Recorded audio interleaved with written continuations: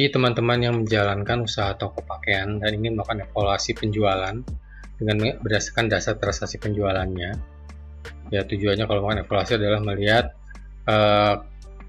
tren dari penjualan dan melakukan hal-hal yang bisa meningkatkan penjualan. Dan di sini teman-teman bisa mulai dengan mengisikan daftar produk dan kriteria-kriterianya di sini. Jadi setelah datanya diisikan, kemudian ditambah data tambahan yang mungkin teman-teman perlukan seperti daftar pelanggan, kemudian jalur pemasaran, cabang, ataupun salesnya. Teman-teman juga bisa melanjutkan ke daftar program. Dimana di daftar program ini teman-teman bisa mengisikan program-program yang teman-teman rencanakan, termasuk juga mengisikan kondisi-kondisi yang menunjang penjualan ataupun merugikan penjualan, sehingga teman-teman bisa melihat apakah program yang teman-teman lakukan itu efektif ataukah beberapa hal yang mungkin teman-teman bisa evaluasi karena mengganggu kinerja penjualan.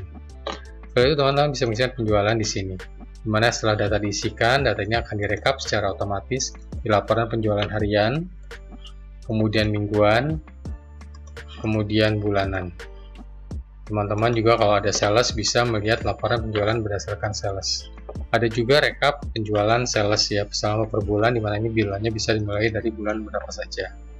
Ada tambahan berupa grafik penjualan tahunan ya, ini juga sama, bisa dari mulai bulan berapa saja. Dimana di sini dibandingkan penjualan di 12 bulan ini dibandingkan terhadap 12 bulan tahun sebelumnya atau 12 bulan sebelumnya, dan juga data target.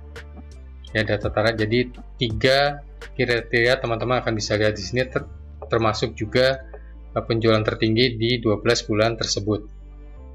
Setelah itu ada kalender rekap penjualan bagi teman-teman yang ingin melihat transaksi penjualan harian dalam format kalender, di mana di sini teman-teman bisa set warna-warnanya sesuai dengan persentase pencapaian penjualannya. Setelah itu ada analisa mingguan, di mana di sini teman-teman bisa membandingkan penjualan di 2 minggu yang berbeda, dan di sini juga ada harinya yang dibandingkan ya. Jadi teman-teman bisa melihat hari per hari, kemudian melihat efektivitas dari program yang dijalankan, termasuk kondisi negatif atau positif yang menunjang atau merugikan penjualan. Kemudian ada analisa bulanan ya. Kalau tadi mingguan 2 minggu yang berbeda, ini 2 bulan yang berbeda. Dimana di sini juga akan dimunculkan perbandingan antara 2 tanggal yang sama di hari yang mungkin berbeda. Termasuk juga dimunculkan kondisi positif dan negatifnya. Hanya saja di sini ditambahkan penjualan tertinggi berdasarkan kriteria-kriteria tadi di bulan-bulan tersebut.